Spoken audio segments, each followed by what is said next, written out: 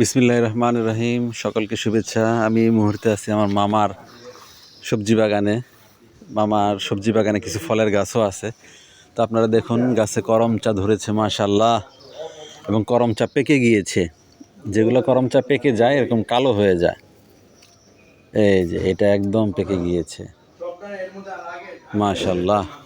আর এগুলো একদম কচি আবাত্তি, বাতি হইলে এরকম লালচে হয়ে যায়, আর পেকে গেলে এরকম কালো হয়, যে কষ বের হয়ে গেছে। এরপরে অরবরই গাছ আছে। এই পাশে আখ দেখা যাচ্ছে মাশাআল্লাহ, অনেক সুন্দর হয়েছে আখ। ওই পাশে আবার মামা একটু গরু পালার জন্য একটা শেড করেছে, সুন্দর একদম অর্গানিক, এটাই ভালো লাগতেছে।